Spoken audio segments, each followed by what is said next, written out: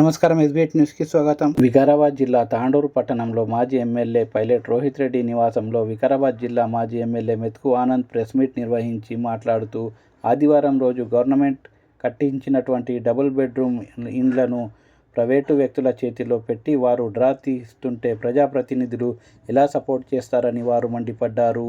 KCR కట్టించినటువంటి double bedroom ఇండ్లను వారు పేరు మార్చి ఇందిరమ్మ ఇల్లు లక్కీ డ్రా అని ఎలా తీస్తారని వారు మండిపడ్డారు. ఈరోజు ముఖ్యంగా తాండూరు పట్టణంలో ఏదైతే డబుల్ బెడ్రూమ్ ఇళ్ళ పంపిణీ కార్యక్రమం ఒక ఆర్గనైజేషన్, ఒక ట్రస్ట్ ద్వారా ఈ కాంగ్రెస్ పార్టీ చేయిస్తుందో, ఈ ఎమ్మెల్యే ఏదైతే దాన్ని ప్రోత్సహిస్తూ ఆ కార్యక్రమాన్ని నిర్వహించిందో ఈరోజు దానికి వ్యతిరేకంగా తాండూరులో పేద బడుగు బలహీన వర్గాలకు సంబంధించినటువంటి పేద ప్రజలకు ఏదైతే ఫలాలు అందాలనో, ఆ ఇల్లు చేరాలనో, ఆ ఇల్లు వాళ్ళ కాకుండా తమ కాంగ్రెస్ పార్టీ కార్యకర్తలకు, ఆ ట్రస్ట్కి సంబంధించిన వ్యక్తులకు ఇవ్వాలని చెప్పేసి ఈరోజు కాంగ్రెస్ పార్టీ నాయకులు చేస్తున్నటువంటి దురాంకార ధోరణికి ఈరోజు వ్యతిరేకంగా ఈరోజు మేము బీఆర్ఎస్ పార్టీ తరఫున ఈ ప్రెస్ కార్యక్రమం ఏర్పాటు చేయడం అయింది. కాబట్టి మరి అదేవిధంగా తాండూరులోనే కాకుండా ఈ విషయాన్ని మేము రాష్ట్ర వ్యాప్తంగా తీసుకుపోతాము. మేము అవసరమైతే చట్టపరంగా కూడా న్యాయపరంగా మేము దీన్ని ఎదుర్కోవడానికి సిద్ధంగా ఉన్నామని తెలియజేసుకుంటూ, ఈ కార్యక్రమంలో ఇప్పుడు మన వార్డ్ నంబర్ 8 కౌన్సిలర్ అయినటువంటి మన జావేద్ గారు 2 నిమిషాలు మాట్లాడతారు. ప్రజాపాలన కాదు, రాజుల పాలన అనేది మన అధికార పార్టీ ఎమ్మెల్యే గారు మరియు అధికార పార్టీ యంత్రాంగం మొత్తం కలిసి ఈరోజు తాండూరులో దానిని ఒక నిదర్శనగా ఒక చారిటబుల్ ట్రస్ట్కి ప్రజలకు అందే డబల్ బెడ్రూమ్, దాన్ని ఇంద్రమ్మ ఇల్లు అని పేరు పెట్టిండ్రు, కానీ అది డబల్ బెడ్రూమ్స్ మన కేసీఆర్ గారు కట్టిన డబల్ బెడ్రూమ్స్ కాబట్టి దానికి ఇంకో పేరు మార్చి ప్రజాపాలన కూనీ చేసే విధంగా ఒక ట్రస్ట్కి అందించి, ఆ ట్రస్ట్లో దగ్గర ఒక 500 మంది దాకా మెంబర్స్ ఉన్నారంట. ఆ మెంబర్స్కే పరిమితమయ్యేటట్టు డ్రా పద్ధతిలో ఎవరు అధికారికంగా కానీ, మరియు ఈరోజు సండే ఉంది తెలిసి కూడా అధికారులు ఎవరు లేని విధంగా మన చైర్మన్ గారు మరి కాంగ్రెస్ కౌన్సిలర్లు అందరూ కలిసి డ్రా తీయడం జరిగింది. ఇది ఎంతవరకు కరెక్ట్ అనేది నేను ప్రజలతో అడుగుతున్నా. ఈరోజు నేను కూడా ఒక వార్డు కౌన్సిలర్ కాబట్టి మా వార్డుల ప్రజలు మాకు నిలదీస్తుండ్రు. డబల్ బెడ్రూమ్లు కట్టింది కేసీఆర్ గారు కదా, మళ్ళీ ఇచ్చేటోళ్ళు ఈయన ఎవరు? అసలు ఆయన ఎవరు? ఆ చారిటబుల్ ట్రస్ట్కి కాంగ్రెస్ పార్టీకి ఏం సంబంధం? ఆయనకి ఏం హోదా ఉంది? ఏ హోదా పట్టుకొని ఆయన ఈరోజు డబల్ బెడ్రూమ్ని ఈరోజు డ్రా తీయడం జరిగింది. దీనికి నిదర్శనగా నేను యావత్ తాండూరుకి నేను తెలియజేయడం ఏమంటే, ఇట్లాంటి దాన్ని ప్రోత్సహించకుండా మన ఎమ్మెల్యే గారు అసలు ఎక్కడున్నారు? తాండూరులో ఏం నడుస్తుంది మీకు ఇంతకు తెలుసా? తాండూరులో నడిచే ఏ కార్యక్రమంలో కూడా మీకు ఎలాంటి అసలు దానికి సంబంధించిన ఏ విషయమైనా మీకు తెలుసా? అంటే మీరు అంతా ఒక షాడో లాగా ఒక చారిటబుల్ ట్రస్ట్కి ఎమ్మెల్యే పదవిని ఇచ్చేశారు. ఆయన ఏ రకంగా ఈరోజు డబుల్ బెడ్రూమ్ డ్రా తీయడం జరిగిందని, ఇది తప్పు అని నిలదీస్తూ ఇంతటితో నా మాటలు ముగిస్తున్నాను. Thank you. ఈరోజు ఈ ప్రెస్ మీట్ అనేది బీఆర్ఎస్ పార్టీ ప్రజల తరఫున ఆవేదనతో బాధతో పెట్టిన ప్రెస్ మీట్ ఉంది. గతంలో ఎన్నడూ లేని విధంగా ఈరోజు నాకు తెలిసి తాండూరు రాజకీయ చరిత్రలో లేని విధంగా ఈరోజు ఒక ట్రస్టును ముందుకు తీసుకొచ్చి ప్రజలకు చెందాల్సిన ఏవైతే గవర్నమెంట్ స్కీమ్లు ఉన్నాయో వాటిని ప్రైవేట్ సంస్థ ద్వారా ఇప్పించడం అనేది నిజంగా చాలా సిగ్గుచేటు. ఎందుకంటే ఇప్పుడు తాండూరు అనేది హిందూ ముస్లింతో ఎంతో మంచిగా సుఖ సంతోషంతో ఉన్న దగ్గర ఈరోజు కొత్త ఓరవడి సృష్టిస్తున్నారు వీళ్ళు. ఇప్పుడు జిఎన్కే ట్రస్ట్ పేరు పైన 200 ఇళ్ళని మరి ఏ అసలు కాంగ్రెస్ పార్టీ ప్రభుత్వం పైసలు ప్రజల పైసలతో వచ్చిన డబల్ బెడ్రూమ్లను వీళ్ళు ఏ విధంగా ఏ హక్కుతో మంచానికి వీళ్ళు సిద్ధమయ్యారో ఇది ప్రజలకు జవాబు చెప్పాలి. అసలు జిఎంకే ట్రస్ట్ ఎప్పుడు వచ్చింది? దీని వెనుక ఉన్న మూలాలు ఏమిటిది? వీళ్ళు ఎవరు తీసుకొచ్చారు? కాంగ్రెస్ పార్టీ వచ్చినాక ఈ జిఎంకే ట్రస్ట్ అనేది తాండూరుకు వచ్చింది. ఈ ఆరటం ఎందుకు చెందుతున్నారు? ఒకవేళ మీకు నిజంగా ముస్లింలకు సేవ చేయాలంటే గతంలో ఉన్న ముస్లిం వెల్ఫేర్ అసోసియేషన్ ఉంది, దానికి సంబంధించిన సేవా అసోసియేషన్ చాలా ఉన్నాయి. వాటిని నన్ను వదిలేసి గతంలో ఎన్నడూ కూడా 36 వార్డులలో ఈ జిఎంకే ట్రస్ట్ ఒక బోరింగ్ ఇప్పించింది కాదు, ఒక నల్ల నీళ్ళు ఇప్పించింది కాదు, ఒక రంజాన్ కిట్ ఇచ్చింది కాదు, ఓ పేదలకు ఆదుకున్నది. సడన్ గా వచ్చారు, 6 నెలల కింద వచ్చారు, జిఎంకే ట్రస్ట్ అంటున్నారు, ఇవి వంచుతాం అవి వంచుతాం అంటారు. మీకు ఎవరిచ్చారు హక్కు? ఇవి ప్రజల పైసలు, ప్రభుత్వానికి ఇది ఉన్నది. మేము అక్కడ కూర్చున్న కౌన్సిలర్లకు, చైర్పర్సన్ కు సూటిగా అడుగుతున్నాం. మీరు అందరూ కూడా మన ప్రజలు ఓట్లు వేస్తే గెలిచి వచ్చిన వాళ్ళం ఉన్నాం. మీరు ఒక ప్రైవేట్ ట్రస్ట్ పిలిస్తే మీరు ఎట్లా కూర్చుంటున్నారు? ఏ దాంతో కూర్చుంటున్నారు? మీరు కూర్చొని ఎట్లా ఇప్పిస్తున్నారు? కౌన్సిలర్ మీకన్నా ఆలోచన ఉండాలి. మీరు కష్టపడి గెలిచిరు. మీ వాళ్ళ ఎవరు పేదోడు ఎవరు గొప్పోడు ఆ ట్రస్ట్ వ్యక్తికి ఏం తెలుస్తుంది? నీ వాళ్ళ నువ్వు గెలిచినావు, నీకు అక్కడ నిజంగా గుడిసె ఉన్నదా, ఇల్లు ఉన్నదా లేదనేది నీకు తెలిసి ఉంటుంది. నువ్వు ఇవ్వాలి లిస్టు, నువ్వు ఇస్తే నీ వాళ్ళ నిజంగా సరే నిజమైన నిరుపేద చెందుతుందా లేదనేది తెలుస్తుంది. అంతేగాని ఎవరో ట్రస్ట్ అయినా వచ్చి నీ వార్డు లోపల, ఇప్పుడు మా వార్డులో 280 మంది అప్లికేషన్ పెట్టుకున్నారండి. దాంట్లో ఇల్లు ఉన్న వాళ్ళు ఉన్నారు, ఇల్లు లేని వాళ్ళు ఉన్నారు. అది ఎవరు గుర్తుపడతారు? స్థానిక వార్డు కౌన్సిలర్ గుర్తుపడతాడు. అట్లా ఏమైనా ఉంటే చేయాలి. కానీ డబ్బాలు వేసి డబ్బాలు ఊపుతాము ఇవి చేస్తాం. నీకు ప్రభుత్వం చెప్పిందా డబ్బాలు వేసి ఊపమని చెప్పి? ప్రైవేట్ ట్రస్ట్ స్కీమ్ అని చెప్పి మీకు చెప్పిందా? అసలు ఈ జిఎంకే ట్రస్ట్ మూలాలు ఏమిటి? వీళ్ళు ఏం చేస్తున్నారు? ఒకవేళ నీకు ఇచ్చే ఉద్దేశం ఉంటే నీ సొంత పైసలతో నీవు ఇప్పుడు నీ ట్రస్ట్ అన్నప్పుడు ఏం చేయాలి? నీ డబ్బులు ఖర్చు పెట్టుకొని ప్రజాసేవ చేయాలి. ప్రజల పైసలు తీసుకొని ప్రజలకు పంచడానికి నీకేం ఇచ్చారు?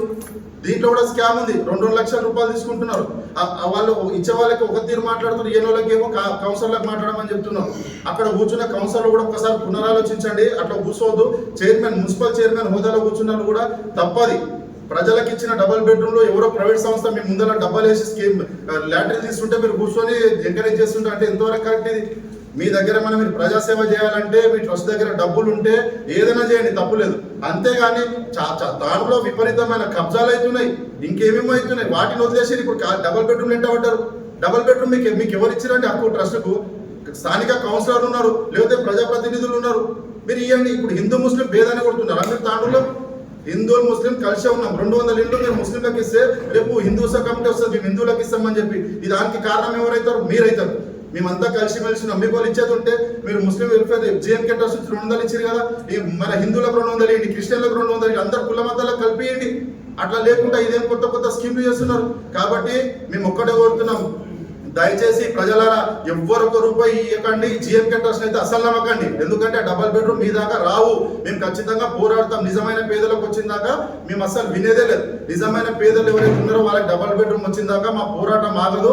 మా నాయకులు చెప్పినట్టు ఇంతకుముందు ఖచ్చితంగా మీరు ఏమైతుందో డబుల్ బెడ్రూమ్ అనేది నిజమైన పేదోడికి చెందినంత వరకు మేము ఊరుకునేది లేదు. ఇట్లాంటి భవిష్యత్తులో పునరావృతం అయితే మాత్రం ఖచ్చితంగా రోడ్లు ఎక్కి ధర్నా చేయడానికి కూడా సిద్ధంగా ఉన్నామని తెలియజేస్తూ ముగిస్తుంది. मैं भी कॉन्टेस्ट करा था वो टाइम पे जीएमके चैरिटेबल ट्रस्ट में हमारे तांडूर कॉन्स्टिट्यूंसी के एमएलए मनोहर रेड्डी साहब जाके उनसे भीख मांग लिए थे कि भाई हम लोग म्यूनसिपल इलेक्शन में हारने वाले हैं, बीआरएस पार्टी का चेयरमैन बैठने वाला है, आप हमारे को मदद करो बोल के बोले। जिसके वजह से मुजीब खान साहब की सूरत से 4 काउंसलर्स ले लेके आए, जिसको वो टाइम पे 200 घर फ्री वार्ड को देते बोल के वादा करे। जब 200 घर एक वार्ड को देते बोल के वादा करे, आज वो वार्डों में बराबर से तकसीम नहीं हो रहे। अच्छा, तकसीम नहीं हो रहे तो नहीं हो रहे, किसी और प्राइवेट ऑर्गेनाइजेशन से करा रहे हैं। तो क्या तांडूर एमएलए मनोहर रेड्डी साहब अनफिट है? क्या उनको एमएलए करना नहीं है? मैं हमारे डिस्ट्रिक्ट प्रेसिडेंट हमारे मित्तू आनंद साहब से गुजारिश कर रहा हूँ कि ये मैटर को जनाब केसीआर साहब, केटीआर साहब, हरीश राव साहब के पास लेके जाइए। प्रिंसिपल सेक्रेटरी, चीफ सेक्रेटरी से बात करिए कि यहाँ के विकाराबाद डिस्ट्रिक्ट कलेक्टर क्या कर रहे हैं, जबकि प्राइवेट ऑर्गेनाइजेशन संडे के दिन डबल बेडरूम के ऑप्शन कर रहे हैं, लकी ड्रॉ कर रहे हैं। तो डिस्ट्रिक्ट कलेक्टर क्या कर रहे हैं, इनके ऊपर एक्शन लेना बोल के मैं आपसे गुजारिश कर रहा हूँ कि आप केसीआर साहब के सामने ले लेके जाइए। प्रिंसिपल सेक्रेटरी से बात करो बोलिए, प्रिंसिपल और चीफ सेक्रेटरी से बात करके तांडूर एमएलए अनफिट है, उनको डिस्क्वालीफाई करो बोल के बोल रहा हूँ सर। मैं आपसे गुजारिश कर रहा हूँ, तांडूर एमएलए अनफिट है, तांडूर कॉन्स्टिट्यूंसी को चलाने के लायक नहीं है।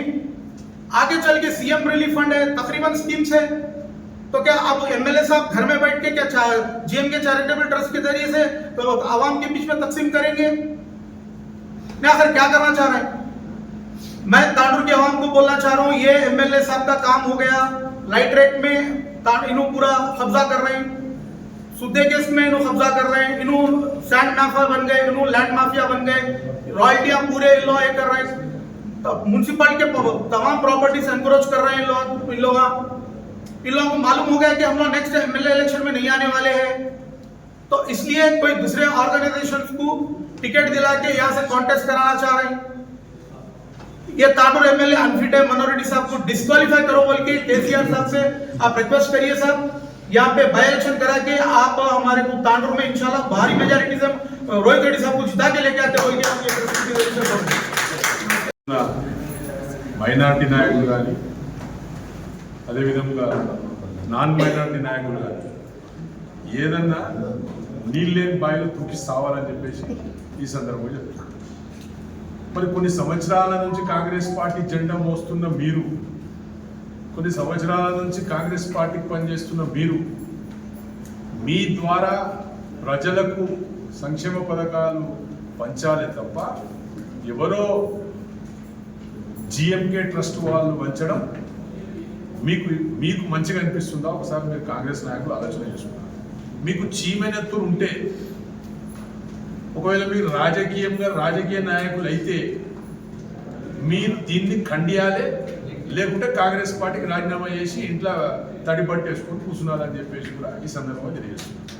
మరి కేసీఆర్ గారు గతంలో 10 సంవత్సరాల అధికారంలో ఉన్నప్పుడు 861 డబుల్ బెడ్రూమ్లు తాండూరులో నిర్మించడం జరిగింది. మరి ఆ రోజు దాదాపు ఒక తాండూరు పట్టణం నుంచే 9,000 అప్లికేషన్లు వచ్చింది. 9,000 అప్లికేషన్లు వస్తే అవి సరిపోవు, ప్రజల మధ్యలో ఇబ్బంది అవుతుందనే ఉద్దేశంతో దానికి పెండింగ్ పెట్టిన సంగతి మీ అందరూ కూడా తెలుసు. మరి హైదరాబాద్లో కానీ తెలంగాణ రాష్ట్రంలో కానీ ఎక్కడైనా కానీ కూడా 2-3 లక్షల డబుల్ బెడ్రూమ్ కట్టి అక్కడ పనిచేయడం కూడా జరిగింది. ఇక్కడ ఇబ్బందికరంగా ఉంటుందని దానికి పెండింగ్ పెట్టడం జరిగింది. ఇంకా కొన్ని కట్టి ఇస్తామని.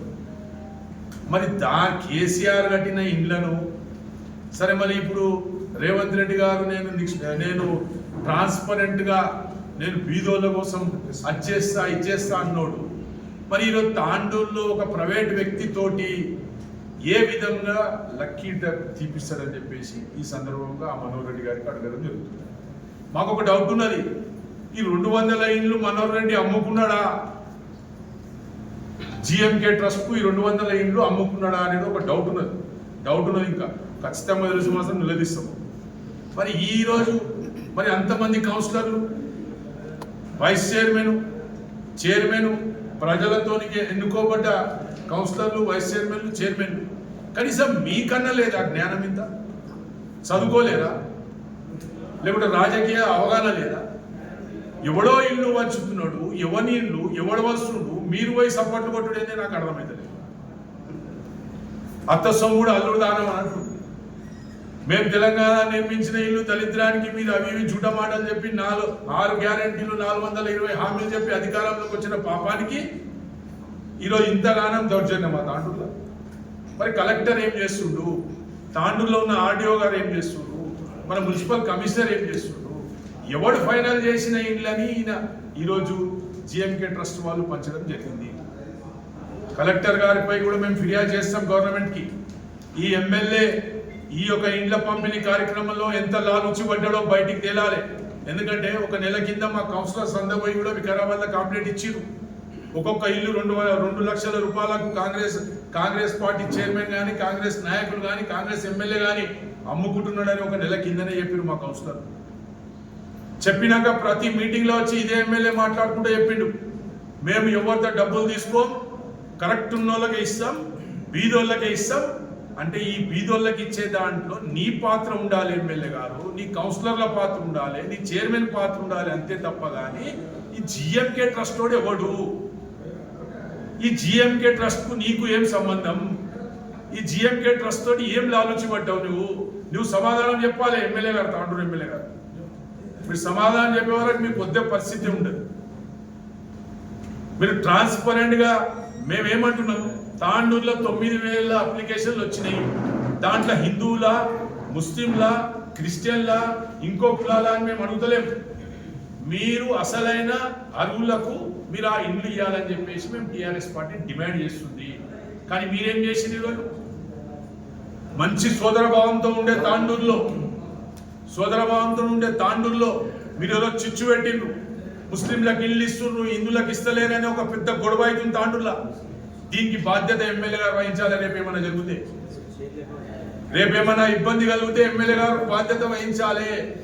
ఎమ్మెల్యే గారు క్షమాపణ చెప్పవలసిందే ఒకవేళ తాండూరులో జరగని సంఘటన జరిగితే మాత్రం. మరి ఇవన్నీ కూడా దృష్టిలో పెట్టుకొని మరి జిల్లా పార్టీ అధ్యక్షులకి మేము ఇమీడియట్గా ఇన్ఫర్మేషన్ ఇవ్వగానే ఆయన తొందరగా వచ్చి, ఎందుకంటే ఇది ఈరోజు తాండూరులో జరుగుతుంది, రేపు వికారాబాద్లో జరుగుతుంది, ఎల్లుండి పరిగిలో జరుగుతుంది, మరి ఆ ఎల్లుండి కొడుంగల్లో సీఎం కాన్స్టిట్యూన్సీలో కూడా జరిగితే కూడా ఆశ్చర్యపోయేది లేదు. అధికారులు ఒత్తాస పలుకుతున్నారు ఈ నాయకులకు. మరొకసారి ఈ ప్రెస్ ద్వారా ఒకటే, ఎమ్మెల్యే గారు ఎంత లాలుచి పడ్డారు ఒక్కటి చెప్పాలి.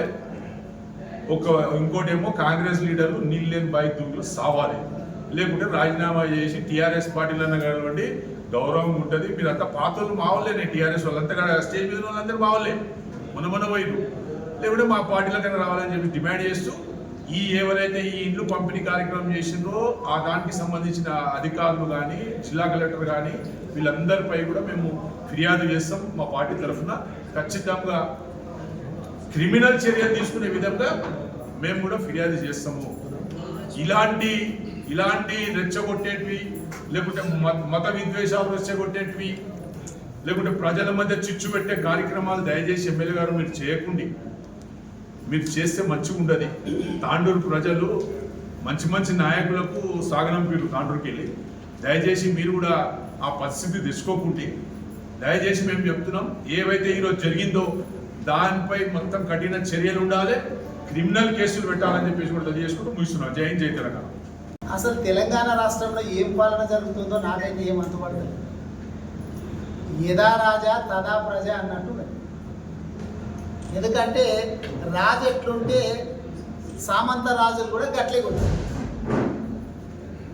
రాజు రేవంత్ రెడ్డి చక్రవర్తి అనుకుంటున్నాడు. ఆయన చక్రవర్తి అనుకొని నిరంకుశంగా పరిపాలిస్తున్నాడు. ఆయన నేను రాజును చక్రవర్తిని అని పాలిస్తున్నాడు కాబట్టి కింద ఆటోమేటిక్గా సామంత రాజులంతా కూడా గట్లగే పాలిస్తున్నారు.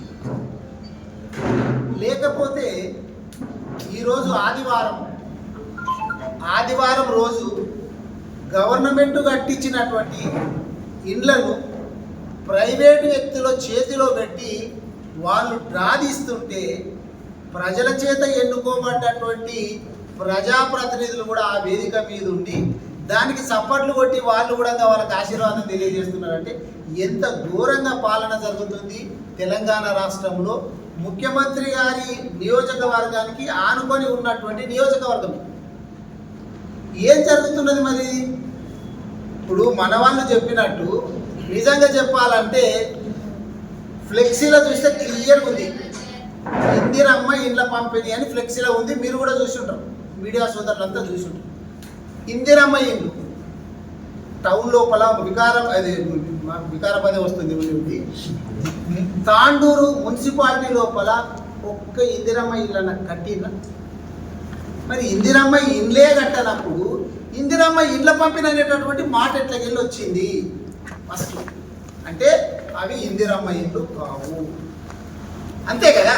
ఇందిరమ్మ ఇండ్లు కట్టనప్పుడు వాటి పంపిణీ జరగదు. మరి ఆ ఇండ్లు ఎక్కడివి? అవి కేసీఆర్ గారు కట్టించినటువంటి ఇల్లు. మా సోదరుడు రోహిత్ రెడ్డి గారు మేము అందరు ఎమ్మెల్యేలుగా ఉన్నప్పుడు మా వికారాబాద్లో కావచ్చు, ఇక్కడ కావచ్చు, డబుల్ బెడ్రూమ్ ఇల్లు కట్టింది. మరి ఇందిరమ్మ అని ఎందుకు రాసిండ్రు అంటే డబుల్ బెడ్రూమ్ అని పేరు ఇట్లా రాస్తే కేసీఆర్ కట్టించిండ్రు అని చెప్పి జనాలకు అర్థమైపోతానే ఉద్దేశం చేత పేరు మార్చేసి ఇందిరమ్మ ఇల్లు రాసిండ్రు. అవి డబుల్ బెడ్రూమ్ ఇల్లు, కేసీఆర్ గారి పాలన లోపల కట్టబడ్డటువంటి ఇండ్లు. కానీ ఈరోజు ఆదివారం రోజు అధికారులు లేకుండా ప్రైవేటు వ్యక్తులు ప్రజల చేత ఎన్నుకోబడ్డటువంటి ప్రజాప్రతినిధులు కుమ్ముక్కైపోయి అక్కడ పంపిణీ కార్యక్రమం పెట్టిండ్రు. 200 ఇండ్లకు డ్రా తీసిండ్రు అని చెప్పి చెప్తున్నారు. అక్కడ 200 ఇండ్లకు డ్రా తీయడం చాలా సంతోషం, మంచిదే, మేమేం కాదంటలేము. ఎవరికి ఇచ్చిండ్రు ఆ డ్రా తీసి? మా మైనారిటీ సోదరులకు ఇచ్చిండ్రు అని చెప్తుండ్రు. సంతోషం, వాళ్ళు కూడా మా బిడ్డలే మైనారిటీ సోదరులకు కూడా ఇవ్వాలి, ఎందుకంటే మైనారిటీలో కూడా పేదవాళ్ళు ఉంటారు. కానీ మీరు గతం లోపల మున్సిపాలిటీ లోపల ఎలక్షన్స్ ఉన్నప్పుడు ఒక్కొక్క వార్డుకు 200 ఇండ్లు ఇస్తామని చెప్పి ప్రామిస్ చేసిండ్రట మా వాళ్ళు చెప్తున్నారు. మరి ఒక్కొక్క వార్డుకు 200 ఇండ్లు అంటే 36 వార్డులకు ఎంత అవుతుంది అనేది లెక్క కట్టి అవి ఒక్కటేసారి ఇవ్వాలి. అదొక్కటే కాకుండా ముస్లింలకు కూడా ఇక్కడ దాదాపు నాకు తెలిసి 20,000 నుంచి 25,000 మంది ఉంటారు ఓటర్లు. మరి 200 ఇండ్లు ఇస్తే ఏడ సరిపోతుంది? మొత్తం ఇక్కడ ఉన్నటువంటి మైనారిటీ సోదరులందరికీ కూడా ఒకటేసారి ఎవరు డ్రా తీపిస్తారో తీపియండి. మరి మీరు చేస్తున్నారు కదా, ఒక ఘనకార్యం చేస్తున్నారు కదా, అదే ఘనకార్యం చేసి మొత్తం మైనారిటీ సోదరులకు ఒక్కటేసారి అందరికీ ఇందిరమ్మ ఇల్లు కావాలి, డబుల్ బెడ్రూమ్లే ఇవ్వండి. వాళ్ళకు ఒక్కరికే కాదు, ఇక్కడ మా ఎస్సీ సోదరులు ఉంటారు, మొదటి విడతగా వాళ్ళకు 200 ఇండ్లు ఇవ్వండి. ఎస్టీ సోదరులు ఉంటారు, వాళ్ళకు ఒక 200 ఇండ్లు ఇవ్వండి. మా ముదిరాజులు ఉంటారు, వాళ్ళకు ఒక 200. మా కుర్మ సోదరులు యాదవులు, వాళ్ళకు ఒక 200. మా రజక సోదరులు, నాయి బ్రాహ్మణులు, వడ్డెర వాళ్ళు,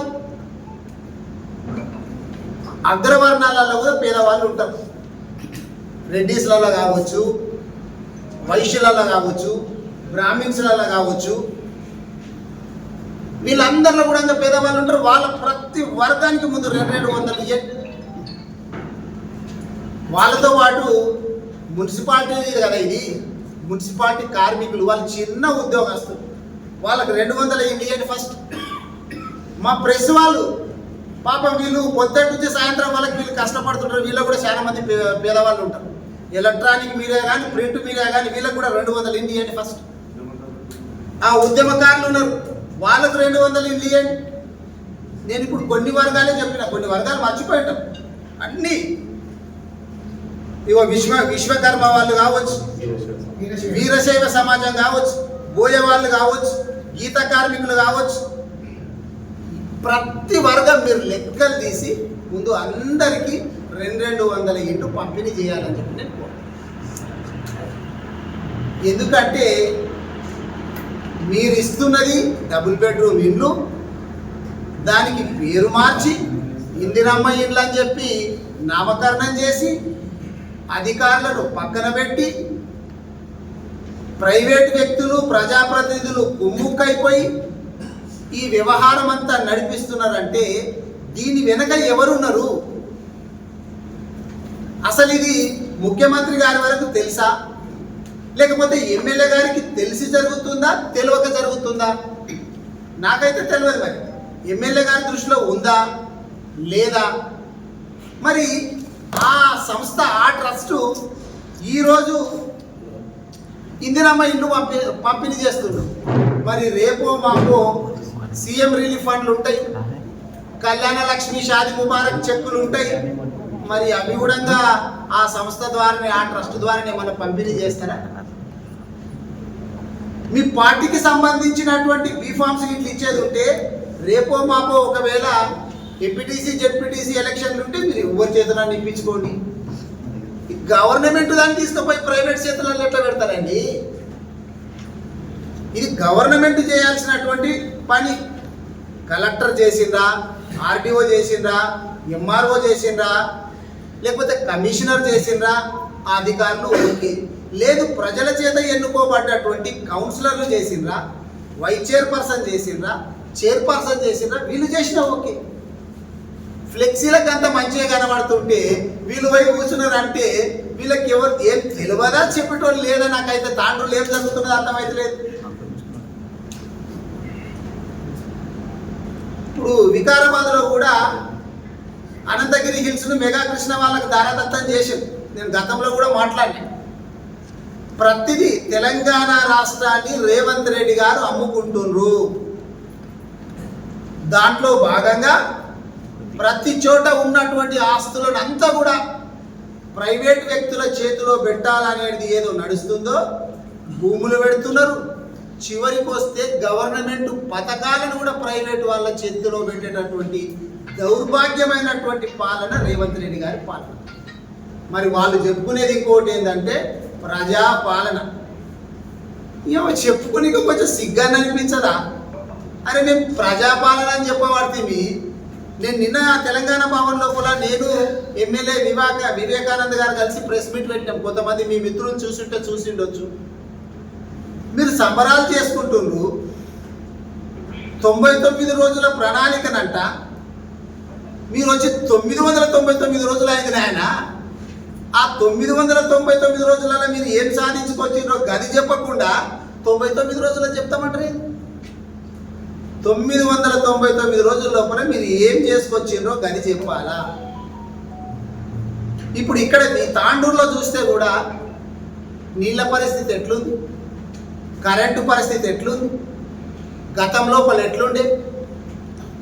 మీరు కొత్త పథకం ఎలాగూ పెట్టనీకి చేతగాదు మీకు. మరి కట్టిన ఇల్లు పెట్టిన పొయ్యి అంటారు కదా. మేము అధికారంలోకి వచ్చినప్పుడు టీఆర్ఎస్ గవర్నమెంట్ అధికారంలోకి వచ్చిందేమో కొత్త సంసారం. అప్పుడే అన్నదమ్ములు విడిపోతే కొత్త సంసారం పెడితే పప్పు ఏడున్నది, చింతపండు ఏడున్నది, పొయ్యి ఏడున్నది, బియ్యం ఏడున్నది అని వెతుకునికి ఉంటుంది. కానీ మీకు మేము మొత్తం రెడీ చేసి తెలంగాణ రాష్ట్రాన్ని భారతదేశంలో ఒక నంబర్ 1 రాష్ట్రంగా చేసి మీ చేతిలో పెడితే దాన్ని దివాలా తీసేసినటువంటి కార్యక్రమం రేవంత్ రెడ్డి గారు చేస్తున్నారు. మొన్నటికి మొన్న మనం చూసినాం, పరిగి లోపల రాపోలు, కాలాపురాలు అన్నటువంటి గ్రామాల లోపల మొత్తము పేద బలహీన వర్గాలకు సంబంధించినటువంటి అక్కడ బిడ్డలు, ఎస్సీలు, బీసీలు వాళ్ళ భూములనంతా దాదాపు 1200 ఎకరాలు గవర్నమెంట్కు దారాదత్తం ప్రైవేట్ వ్యక్తులకు చేయడానికి చూస్తే మేమందరం కూడా అక్కడికి పోయినాం. తర్వాత మా హరీష్ రావు గారు మేమందరం మళ్ళొకసారి పోదామంటే మమ్మల్ని ఏమో ఎక్కడోళ్ళని అక్కడ కట్టడి చేస్తాం, ఎక్కడోళ్ళని అక్కడ హౌస్ అరెస్ట్లు చేస్తాం. కానీ కవితమ్మ వికారాబాద్కు వస్తే మాత్రము పోలీసు వాళ్ళు దగ్గరుండి ఎవరు డిస్టర్బ్ చేయొద్దు, మా అక్క ధర్నా చేస్తుంది, బాగా చూడండి, బాగా కాపాడండి అని చెప్పి చుట్టూ పోలీసు వాళ్ళని పెట్టి నిలబెట్టి ఆమె 3-4 గంటలు మంచిగా ధర్నా చేసుకొని వెళ్ళిపోయింది. అంటే పోలీసు వాళ్ళు ఉన్నది ప్రతిపక్షాల గొంతు నొక్కి ప్రజాస్వామ్యాన్ని కూనరిల్లేటట్టు చేసి వాళ్ళకు అనుకూలంగా ఏవైతే గొంతుందో వాటిని బాగా వినిపించేటట్టు సహకరించేటటువంటి పోలీసు వాళ్ళకు హుకుం జారీ చేస్తున్నది రేవంత్ రెడ్డి గారు. ఎందుకంటే పోలీసు వాళ్ళు ఎవరి చేతులు ఉంటారు, హోమ్ మినిస్టర్ ఎవరుంటే గాల చేతులు ఉంటారు. మనకు కొత్తగా చెప్పేది ఏం లేదు. హోమ్ మినిస్టర్ ఎవరున్నారు ఇక్కడ? రేవంత్ రెడ్డి గారే హోమ్ మినిస్టర్. ఇప్పుడు ఇక్కడ తాండూరులో జరిగినటువంటి ఘటన కూడా మున్సిపాలిటీలో జరిగింది. మున్సిపల్ శాఖ మంత్రి ఎవరు? ఇదే రేవంత్ రెడ్డి గారు. మరి నీ శాఖలో ఏం జరుగుతున్నదో నీకు తెలుసా? ఎవడన్నా చెప్తున్నాడా?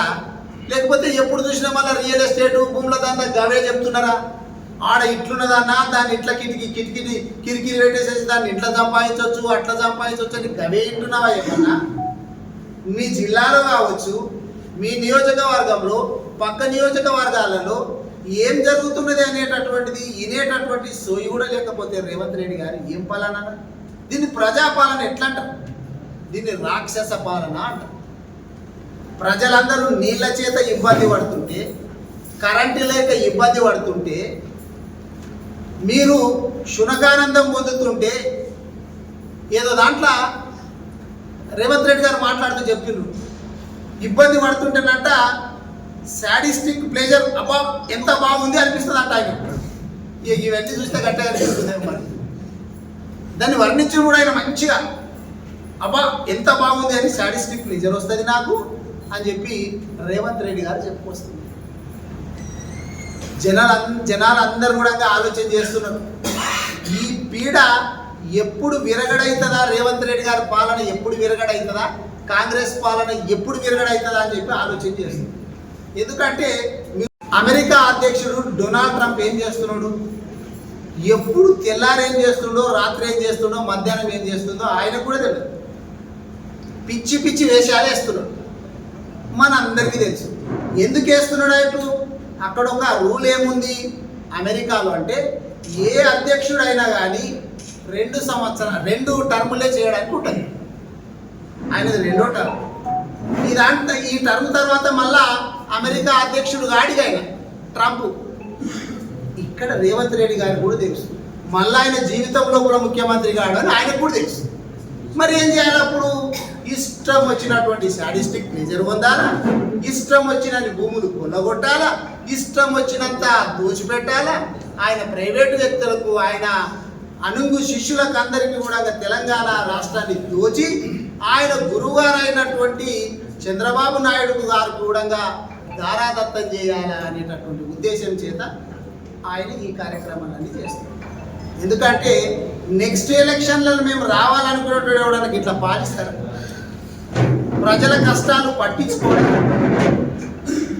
అంతకుముందు ఏం చెప్పిందంటే అక్కడ ప్రగతి భవన్ దగ్గర కంచెలు తీసేసిండ్రు, మేము కంచెలు పెట్టిండ్రు, మేము కంచెలు తీసేసినాం అన్నారు. మీరు ఈ మధ్య ఎప్పుడు పోతే అక్కడ పోయి చూడండి, మళ్ళా పెట్టిండ్రు కంచెలు మళ్ళా పెట్టిండ్రు. రోజు కలుస్తా అని చెప్పిండు రేవంత్ రెడ్డి గారు. ఒక్కటేసారి కలిసింది నాకు తెలిసి, ఒక్కటేసారి ప్రజలను ప్రజాభవన్ లోపల రోజు కలుస్తా అని చెప్పినటువంటి గప్పాలు కొట్టిన రేవంత్ రెడ్డి గారు ఒకటేసారి కలిసిండు, మళ్ళా కలవ. అందుకే నేను స్టార్ట్ చేసిందే యథా రాజా తదా ప్రజ అంటే రాజు ఎట్లా వ్యవహరిస్తున్నాడో సామంత రాజులు కూడా ఇట్లా వ్యవహరిస్తారు.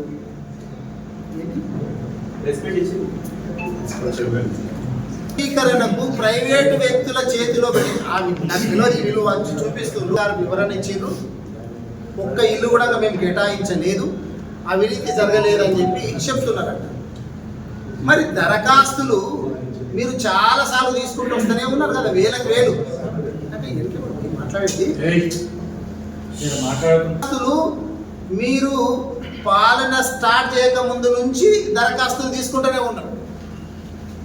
ఈ కార్డు గ్యారంటీ కార్డు మీరు భద్రంగా పెట్టుకొని 100 రోజులు మేము వస్తున్నాము మీకు ఇస్తున్నామని చెప్పి పెట్టిండ్రు కదా. మా తాండూరు నియోజకవర్గంలో వికారాబాద్ జిల్లాలో ఇంకా భద్రంగా దాచిపెట్టిండ్రు. మరి గౌడ్కి సమాధానం చెప్పాలి కదా. మీరు అధికారంలోకి వచ్చినాక ఎన్నోసార్లు మీరు దరఖాస్తులు పెట్టి ఆన్లైన్లలో తీసుకొని ఇవన్నీ చేసిండ్రు కదా. మరి అప్పుడు ఏ రోజు కూడా ఇట్లా వేరే ట్రస్టులను పిలిపించేసి తీసుకోలేరు కదా, దరఖాస్తులే తీసుకున్నామో అది చెప్తున్నారు. మరి దరఖాస్తులు ప్రైవేటు సంస్థల ద్వారా తీసుకోవడం ఎందుకు? గతంలో ఎప్పుడైనా ప్రైవేటు సంస్థల ద్వారా దరఖాస్తులు తీసుకున్నారా?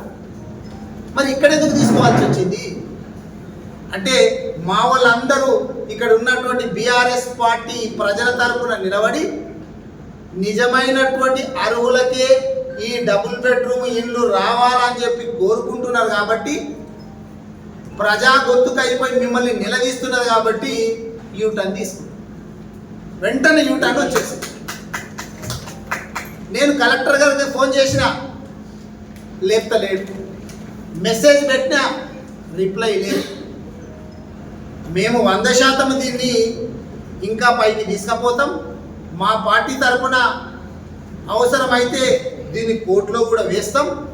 మా లీగల్ సెల్ ద్వారా ఏమేం కార్యక్రమాలు చేయాలో, ఎవరెవరిని పార్టీలు చేయాలో ఖచ్చితంగా మేము ముందుకు పోతాం. ఎందుకంటే కలెక్టర్ గారు ఫోన్ లేపరు, మెసేజ్కి రిప్లై ఇయ్యరు. మమ్మల్ని అరెస్ట్ చేసినప్పుడు అరే ఇంకా దారుణం ఏంటంటే ఆర్టీసీ వాళ్ళు సమ్మె చేసిండ్రు, మీరు కూడా చూసిండ్రు. ఆర్టీసీ వాళ్ళు సమ్మె చేస్తే మేము కాలి పోయి సంఘీభావం తెలిపినాం. సంఘీభావం తెలిపితే మమ్మల్ని అది తీసుకుపోయి నన్ను అయితే దారూర్ పోలీస్ స్టేషన్ లోపల సాయంత్రం వరకు పెట్టింది. కానీ సంఘీభావం తెలిపినాం. మేము రోడ్ బ్లాక్ చేయలే, ఎక్కడ గవర్నమెంట్ ఆస్తులు ఎక్కడ ధ్వంసం చేయలే.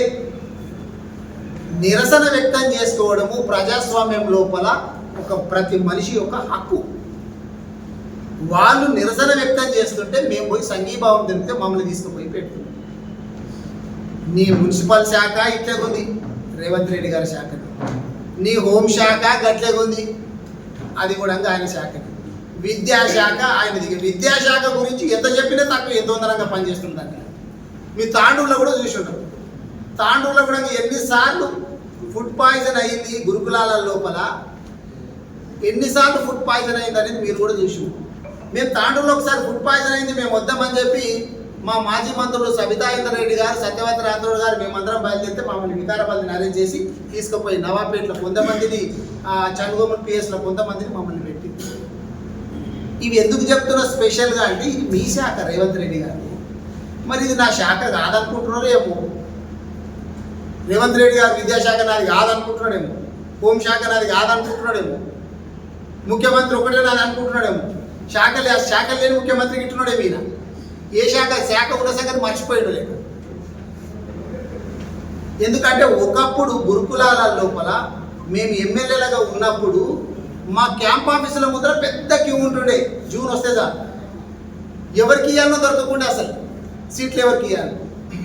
అప్పుడు అట్లుండే పరిస్థితి. ఇప్పుడు గురుకులాలల్లో జాయిన్ చేయాలంటే పిల్లలు కాదు తల్లిదండ్రులు కూడా భయపడుతున్నారు. గురుకులాలు మాత్రం వద్దుపోయి ఆడిపోయి బతుకుంటే బలసాకారం తిని బతుకోవచ్చు. ఆ గురుకులాల పోయి సచ్చుడు ఎందుకు పోయి ఫుడ్డుతోటి చస్తున్నాం, పాములు కలిసి చస్తున్నాం, తేళ్లు కలిసి చస్తున్నాం, ఏమవుతున్నదో తెలియదు. అటువంటి దాంట్లకు ఆడ మృత్యువుతోటి పోరాటం చేసుడేందుకు మా పిల్లల్ని పంపించలేదు అని చెప్పి అడ్మిషన్ల సంఖ్య దారుణంగా తగ్గిపోయింది. అంటే మీ విద్యాశాఖ ఎంత బాగా జరుగుతుంది, మున్సిపాలిటీ లోపల మీ దోమలు ఎట్లా చూస్తున్నారు అంటే నువ్వు చేసేటటువంటి మున్సిపాలిటీ శాఖల శుభ్రత లేదు, నువ్వు చేసేటటువంటి హోమ్ శాఖల భద్రత లేదు. శుభ్రత లేదు, భద్రత లేదు, చదువు అసలే లేదు.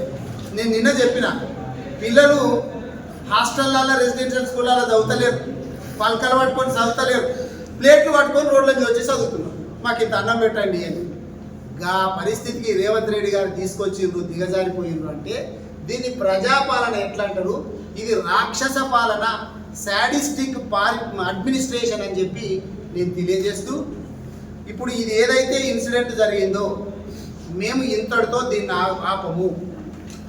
ఖచ్చితంగా మా పార్టీ తరఫున దీన్ని ఇంకా ఏ విధంగా